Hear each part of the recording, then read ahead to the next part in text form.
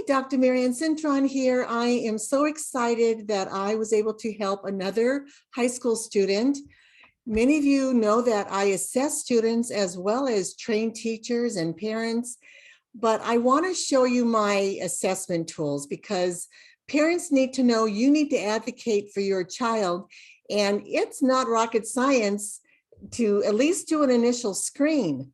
So I've developed an initial screen for 2nd through 4th graders, and then also for 5th through adults. And I'm going to share my screen and show you exactly what is in my assessments. So when I am just tutoring students, I'll do this assessment just to get a phonological screen for them. So to be eligible for dyslexia, you need 3 qualifying areas. One of them is phonological awareness.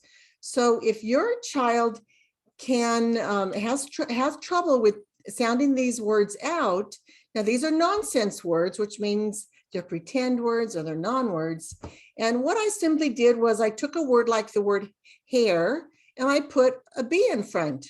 So it would be bear, clut, rame, cust, Raoul, care, cern, talm, any, vape, plap, boy, bake, pluck, nafe, tome, mute, note, louvre, tall, help, flum, labe, new. What you're going to notice is your child omitting letters? Is your child adding a letter that isn't there? Are they struggling with the O sound or the E sound? Are they struggling with long vowel with silent E at the end, like Louvre and Labe? Are they adding a letter in front of, well, usually like they might say crust. Are they saying letters that aren't there, or are they misplacing those letters? Those are indicative of dyslexia. Also, I have sentences. These are the ones I have my younger students write, and if they're very low, I'll just ask them to write part of a sentence. So, Anne must drink her milk. 7 ants had a picnic on my ham sandwich. What are you two doing here? The flowers have many buds on them. Some people come every day to see my father. Her first nurse was early. Here is my assessment for the older students and for adults. I've just added a few here. I took the D away and put N for nay. I mean, does your child know the AY sound? Does your child know the OI sound? So how this is different, just a little bit different. These are available on my store at Teachers Pay Teacher. And you can find my store under Cintron Ortongillingham Reading Institute. That is my name on my store. So these sentences for the older kids, so I've added more nonsense words for the older students, like Perth, like Norplot, bacon, moisten, jerse, maple. You're going to see if your child puts an M instead of an N. What if your child, yeah, so those are what I noticed. And now these are all lowercase words, right? The student I just assessed asked if this was a capital I. Well, these are all lowercase words. So for some reason, why she's thinking of a capital I is another indicator of what, memory, visual memory, but not making the sense that these are all lowercase. And so it would be an L. So here are some of the sentences I use for the older students and adults. The clam sat on the bottom of the ocean. They rushed into the cottage in the nick of time. We gathered in a circle around the campfire and told ghost stories. Pittsfield has a population of about 50,000. A conference was held to determine the future course of action. I would love to share this mound of donuts with my cousin and you. Now, I want to just address number 2. They rushed into the cottage in the nick of time. If your child knows what a cottage is, but yet listening to the sentence isn't able to give it a reference, a context clues. Your child might not know what it is. I mean, they would know how to spell a cottage if you show them a picture and know that it has a TT, but without the context and the picture, they might spell it DD. And then rushed, it's past tense. Did they add the ED? Gathered, did they add the ED? What was very interesting was the word donuts. We have, other donut places that spell donuts DONUTS. So while this student might put the OU in it, she didn't put GH. And then conference, that was a long word. Is your child knowing the 3 syllables? And what about punctuation? I noticed that when my students write their sentences, they don't put periods at the end of the sentence, and they don't put a question mark if it's a question. So those are some, you can find out so much about students with these pages, one page, all right? A teacher can give the spelling sentences to the whole class and then just ask certain students to come up who didn't do those spelling sentences very well. Have those students come up, have them read the nonsense words. Teachers, that's going to give you your 1 out of 5 kids has dyslexia. I want to show you what else I use. PPVT. So I'm a nonprofit, and I know there's the PPV4. When I have a donor that wants to buy the PPV4 for me, I will do that. But this is a great test. Now, what I want to point out is we're looking for average score right here. So that would be the window of here and here. So these are the scores where all the highs have been removed, all the very lows have been removed. So these are the scores that are the average of the average. So you want your child's or your student's range to be in here, because dyslexic children have average to high IQ. So we're going to get a range in there. If you only knew how many kids I assessed that a school district thought had dyslexia, that scored here. And they did not even meet that eligibility requirement. They scored below the average. So you want the score in the average. The other assessment I do, now these are nationally normed, meaning they're done across the nation. And again, I know there's a GORT 5, but I use a GORT 4 because it still gives me, because we are a nonprofit. And what we're looking for are scores here. Now you can have a student who is scoring high in comprehension, higher than her age equivalent. But if these are all, if you have a high schooler that's comprehending at a 12th grade level, but reading at a 4th and 5th grade level, you have trouble.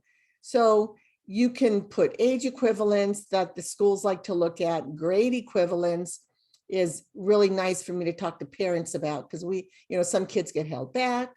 And so they like to even know grade equivalents.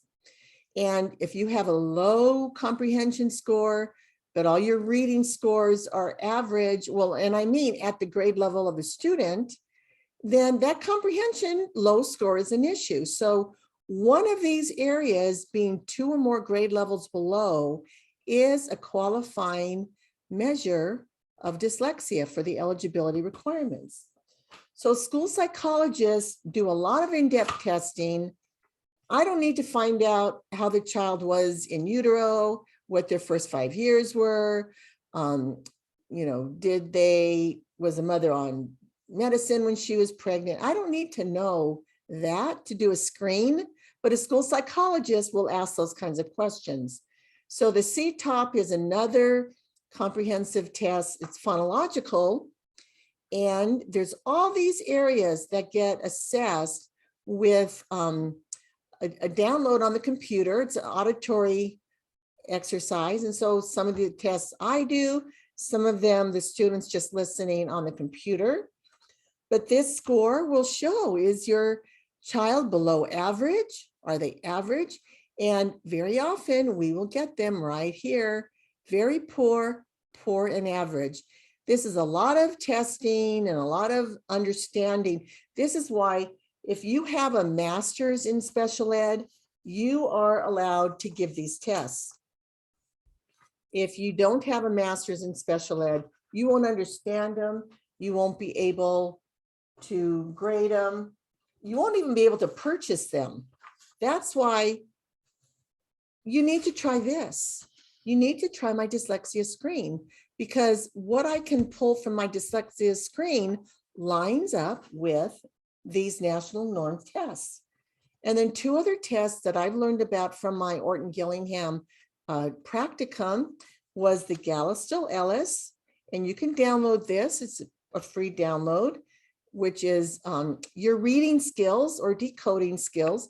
And it really breaks it apart to know what percentile your child falls in and what area needs more support of instruction.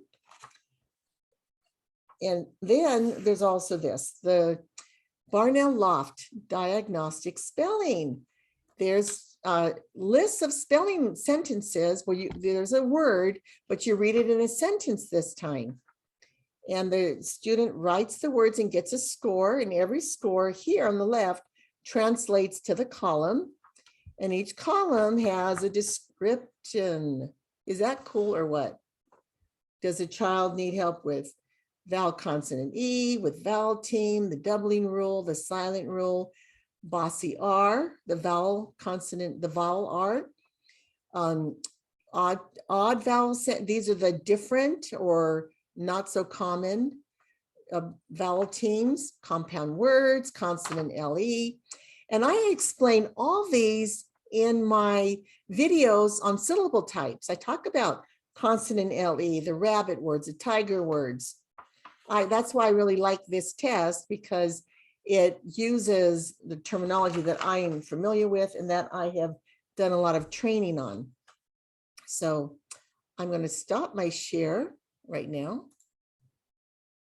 and talk to you about our reading crisis. 1 in 5 kids has dyslexia. And with what's happened with kids falling behind because of COVID, more kids are falling behind. So I want to tell you, I have a reading program that I've developed specifically with the dyslexic child in mind.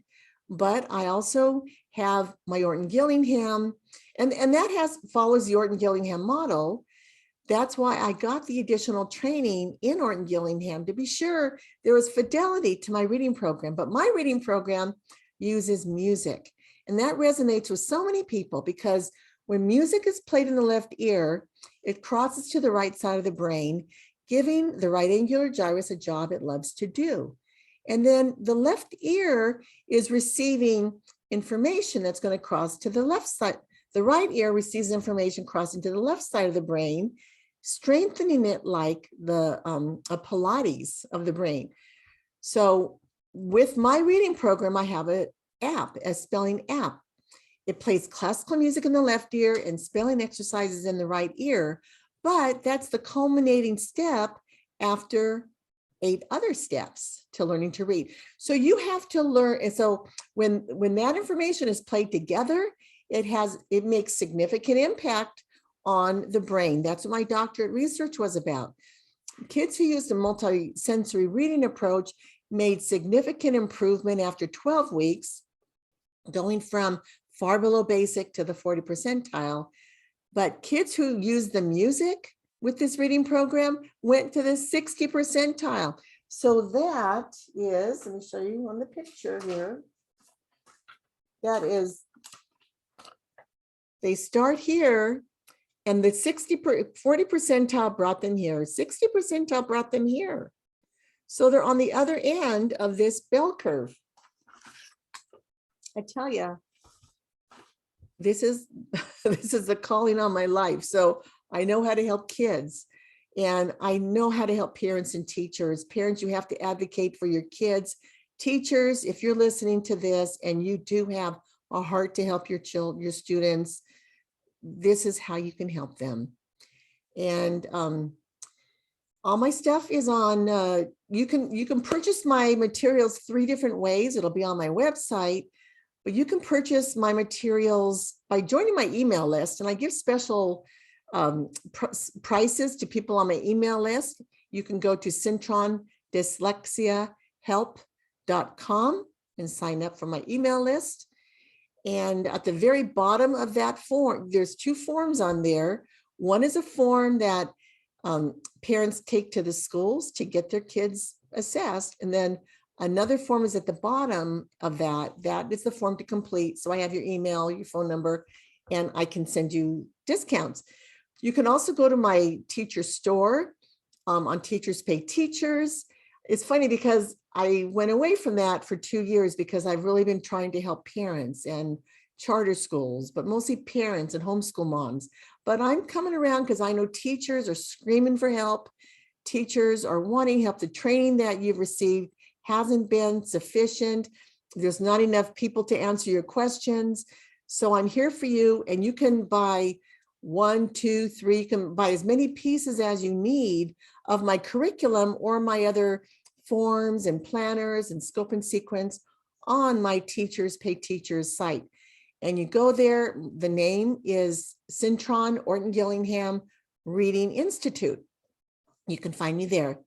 And then also I'm going to be offering packages where you can only purchase the letters and the manipulatives, the phonogram cards, the plastic letters and the manipulatives if you want, or you can purchase my training books. So I've got 12 workbooks. You can purchase the workbooks without training videos. You can purchase them with training videos, with extra support.